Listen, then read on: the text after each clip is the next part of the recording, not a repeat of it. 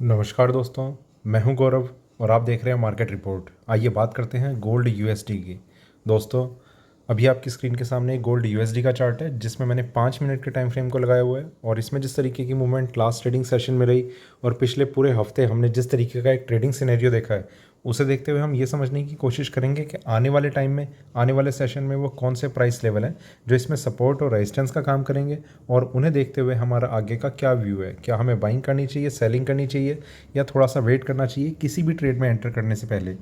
तो आइए शुरू करते हैं 5 मिनट के टाइम फ्रेम पे गोल्ड यूएसडी का चार्ट। दोस्तों, लास्ट ट्रेडिंग सेशन मतलब फ्राइडे को हमने देखा कि मार्केट में एक अप ट्रेंड तो स्टार्टिंग में देखने को मिला और उसके बाद एक सेलिंग प्रेशर स्टार्ट हो गया था जिसमें मार्केट जो है वो नीचे आता चला गया। यहाँ पर हम देख रहे हैं ये कैंडल है जिसमें आप एकदम से एक सडन स्पाइक देख रहे हैं ऊपर की साइड पे जाता हुआ। ये इसका लोएस्ट प्राइस है, ये इसका हाईएस्ट प्राइस है। ये टाइम है 7:30 बजे का इवनिंग सेशन में इंडियन मार्केट के हिसाब से। मार्केट ने यहाँ से जो लोएस्ट और हाईएस्ट पॉइंट में इसके जो डिफरेंस है वो $20 का है। तो गोल्ड में 5 मिनट के टाइम फ्रेम में $20 की एक मूवमेंट आई है, काफ़ी एक मेजर साइन है। मतलब एक वॉलेटिलिटी का तो साइन है ही, साथ ये इस चीज़ का साइन है कि जब मार्केट में पूरे दिन एक करेक्शन आ रही थी तो कहीं ना कहीं एक सपोर्ट मिला और प्राइसेस जो थे वो ऊपर आ गए। उसके बाद मार्केट ने अपसाइड को कंटिन्यू रखा और प्राइसेस जो थे वो ऑलमोस्ट अपने डे के बिल्कुल टॉप पॉइंट पर आकर क्लोज हो गए। ये क्लोजिंग सिर्फ डेली हाईएस्ट लेवल की नहीं रही, ये वीकली हाईएस्ट लेवल की भी क्लोजिंग है। ठीक है, तो मार्केट ने एक अच्छी स्ट्रेंथ के साथ अपने आप को क्लोज किया है और ये स्ट्रेंथ जो है मतलब वीकली बेसिस पे ये गोल्ड में पिछले 3 हफ्तों से कंटिन्यू है। अभी अगर हम इसकी टोटल रेंज की बात कर लें तो मार्केट ने 1785 के आसपास का एक लो लगा के 1819 का एक हाई प्राइस टच करा। तो हम ये समझ सकते हैं कि करीब करीब $30 से ज़्यादा की एक पूरी रेंज को मार्केट ने दिखाया। मेरे ख्याल से 33 या $34 की एक रेंज रही है जिसमें इसने अपने टॉप मोस्ट लेवल पे आकर क्लोजिंग करी है। तो स्ट्रेंथ तो ऑब्वियसली इंट्राडे में तो है ही, बाकी पोजिशनल हमें चार्ट्स पे कहाँ कहाँ नज़र आ रही है किस तरीके से, उसके लिए हम थोड़ा सा और आगे चलते हैं 15 मिनट के टाइम फ्रेम पे। यहाँ पर अगर हम देखें तो गोल्ड का जो सेशन है वो स्टार्टिंग के 3 दिन तो एक नॉर्मल कंसोलिडेशन में रहा था। फिर मार्केट ने एक अपसाइड दिखाई, अपसाइड को कंटिन्यू करा, फिर मार्केट में एक सेलिंग आई। सेलिंग में इसने ये वाला लो प्राइस ब्रेक नहीं करा और मार्केट ने एकदम से एक जंप दिखाने की कोशिश करी और प्राइसेस जो थे वो अपने टॉप मोस्ट लेवल पे आकर क्लोज हो गए। ठीक है, इस तरीके का सेशन जो है फ्राइडे का काफ़ी वॉलेटाइल था। ख़ास तौर से मैं ये कहूँगा कि MCX में ज़्यादा वॉलेटाइल था as compared to what we have seen in the US market. तो 1816 पे इसकी क्लोजिंग बहुत टाइम बाद हुई है। थोड़ा सा और आगे चलते हैं, एक बार 1 घंटे के टाइम फ्रेम पे, वहाँ देखते हैं कि मार्केट में किस तरीके का एक स्ट्रेंथ या वीकनेस हमें नज़र आ रही है चार्ट्स को देखते हुए। देखिए, अलग अलग टाइम फ्रेम पे कई बार ऐसा होता है कि आपको छोटे टाइम फ्रेम पे एक अलग ट्रेंड दिख रहा हो, बड़े टाइम फ्रेम पे एक अलग ट्रेंड दिख रहा हो। तो थोड़ा सा और आगे चलते हैं 1 घंटे के टाइम फ्रेम पे, वहाँ देखते हैं। यहाँ पर अगर हम देखें तो जिस कंसोलिडेशन की हम बात कर रहे थे कि कुछ टाइम से मार्केट ने एक, ये तो पहले की एक कंसोलिडेशन है, ठीक है, उसके बाद मार्केट ने एक स्ट्रेंथ दिखाई, इसे कंटिन्यू करा, फिर मार्केट में थोड़ी वीकनेस। इसमें यहाँ पर एक लेवल है जो मार्केट ने, ये वो लेवल था जो लास्ट वीक का जो लोएस्ट प्राइस था, वहाँ पर एक बहुत स्ट्रॉन्ग सपोर्ट बना रखा था। ये ब्रेक नहीं हुआ, मार्केट फिर डाउन फिर अप। जो कॉमिक्स का मार्केट है वहाँ पर मार्केट ने इसे एक स्ट्रॉन्ग बेस बना कर रखा था और प्राइसेस जो थे वो नीचे नहीं आए। अब अगर हम गोल्ड यूएसडी को मार्केट को थोड़ा सा देखेंगे तो यहाँ पर ये चीज़ हम ऑब्जर्व करेंगे कि इसने डाउन साइड में कोई मेजर लेवल ब्रेक नहीं किया। ठीक है, MCX में करा था, वहाँ पर जो लेवल ब्रेक किया एक प्राइस था 47,200 और उसके बाद एक लोएस्ट प्राइस जो टच करा वो 820 था। तो वहाँ पर ज़रूर एक करेक्शन देखी गई है, पर सस्टेन इसलिए नहीं किया क्योंकि यहाँ पर गोल्ड यूएसडी में एक मेजर सपोर्ट इसे मिला रहा जो इसने ब्रेक नहीं किया और मार्केट ने फाइनली एक काफ़ी ऊपर के लेवल पे अपनी क्लोजिंग सेटल कर दी। और थोड़ा सा आगे चलते हैं 4 घंटे के टाइम फ्रेम पे। यहाँ पर अगर हम देखें तो मार्केट में ये कंसोलिडेशन का टाइम पीरियड चल रहा था, एक क्रैश और प्राइसेस धीरे धीरे ऊपर, कंसोलिडेशन और फिर एक अपसाइड मार्केट यहाँ पर अभी होल्ड होता हुआ नज़र आ रहा है। Current price 1816.78। ये हो सकता है कि किसी और एप्लीकेशन में थोड़ा $1 या $2 तक का फ़र्क हो, पर इससे ज़्यादा पॉसिबल नहीं है। तो अभी देखिए, एक कंसोलिडेशन थी, मार्केट ने इसे ब्रेक करके एक ऊपर में एक क्लोजिंग सेटल करी है। तो काफ़ी ज़्यादा इस चीज़ के चांसेस हैं कि मार्केट इस स्ट्रेंथ को होल्ड करने की कोशिश करेगा कमिंग मतलब वीक में। पहली चीज़ के बिल्कुल मंथली एक्सपायरी है। दूसरी चीज़ कि जिस तरीके से इसने वीकली क्लोजिंग दिखाई है वो बिल्कुल अपना एक्सट्रीम टॉप लेवल पे मार्केट क्लोज हुआ है। एक और चीज़, जिस कंसोलिडेशन में मार्केट था उसे इसने अपसाइड में ब्रेक किया है। तो ये कुछ साइन है जो मार्केट में अपसाइड के कंटिन्यू रहने का कुछ टाइम के लिए एटलीस्ट मार्केट होल्ड कर सकता है। तो कहीं ना कहीं एक स्ट्रेंथ है जो गोल्ड में देखी जा रही है और ये अभी आने वाले टाइम में कंटिन्यू रह सकती है। देखिए, ये चीज़ पूछी जा रही है कि ये अपसाइड कब तक, कितने टाइम तक कंटिन्यू रह सकती है। इसमें मेरा ये व्यू है कि जिस तरीके से इसने ये ब्रेकआउट दिखाया है और जिस तरीके से इससे पहले का एक कंसोलिडेशन पार्ट था मार्केट में, ये स्ट्रेंथ जो है वो एटलीस्ट 1 से 2 हफ्ते के लिए मार्केट सस्टेन कर सकता है। इतना ज़रूर हो सकता है कि पहले ही हफ्ते में जो अब ये है सितंबर का, मार्केट में एक अच्छी अपसाइड दिखाने के बाद मार्केट वहाँ से थोड़ा अपने ऊपर के लेवल से एक सेलिंग प्रेशर शायद इंडिकेट करना शुरू कर दे। ठीक है, वो देखते हैं। अभी ऐसा एक्सपेक्टेशन है कि ऐसा हो सकता है। डेली टाइम फ्रेम पे चलते हैं। यहाँ अगर हम देखें तो गोल्ड के प्राइसेस में एक selling step by step down side, double bottom, prices यहाँ से ऊपर सेलिंग, और यहाँ एक स्ट्रॉन्ग कंसोलिडेशन, क्रैश, मार्केट में रिकवरी अभी तक कंटिन्यू है। रिकवरी एक स्ट्रेंथ में कन्वर्ट हो चुकी है। ठीक है, और वो स्ट्रेंथ ऐसी है कि ये एक्सपेक्ट किया जा रहा है कि ये प्राइस मार्केट टेस्ट कर सकता है, इसे शायद ब्रेक कर दे।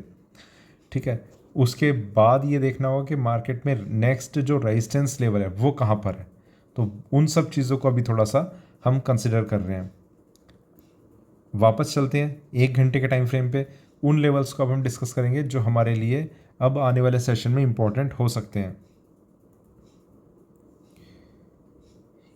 1 घंटे के टाइम फ्रेम पे एक चीज़ तो काफ़ी क्लियर हो रही है कि ये एक अच्छा सपोर्ट लेवल बना हुआ है मार्केट का, ये रेंज।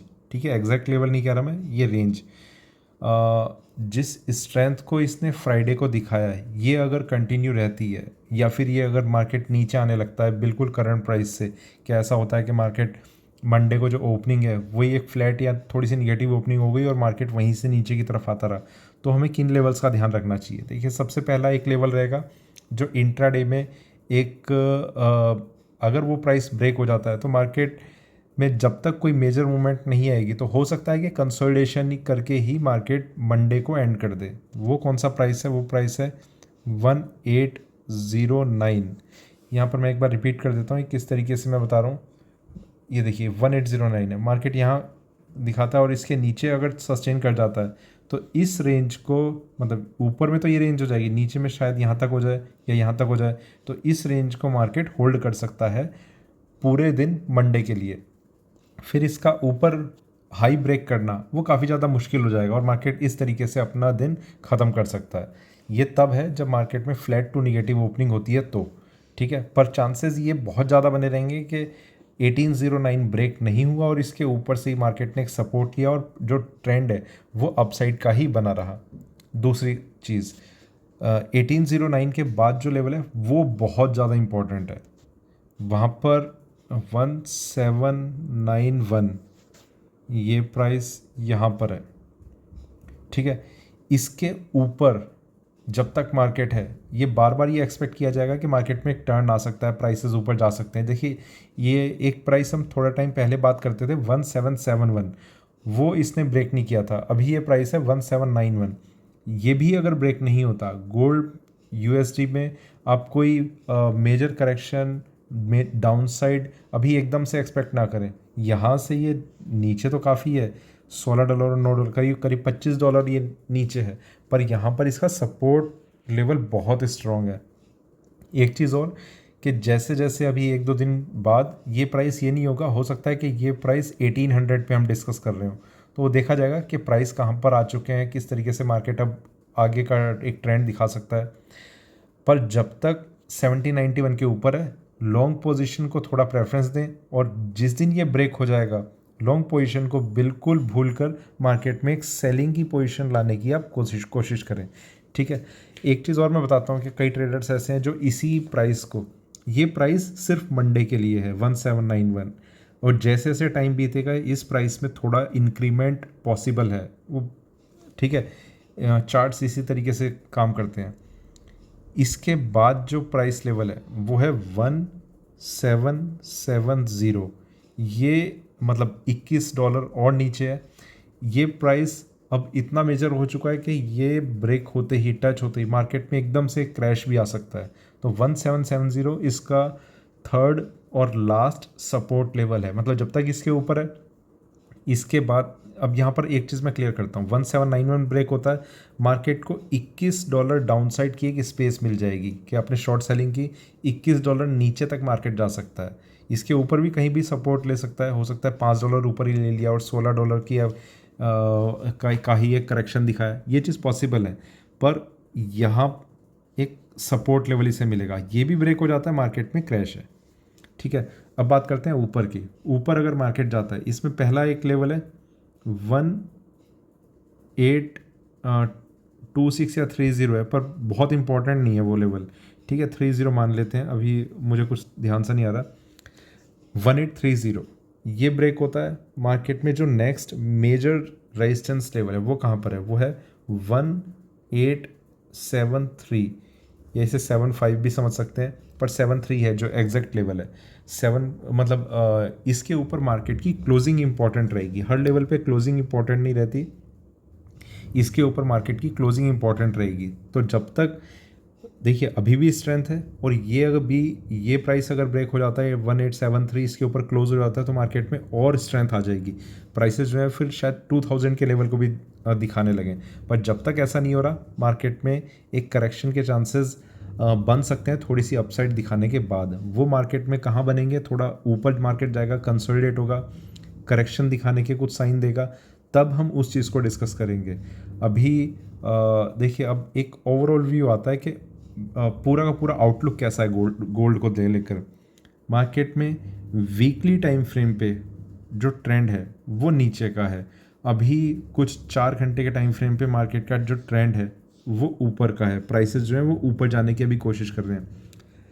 ये कितना ऊपर तक जा सकता है, 1873 बहुत स्ट्रॉन्ग रेजिस्टेंस है। उससे पहले मैं ये एक्सपेक्ट कर रहा हूँ 1840 से लेकर 1860 के बीच में, अभी थोड़ी सी रेंज बढ़ी है, यहाँ कहीं पर इसमें एक टर्न आना पॉसिबल है।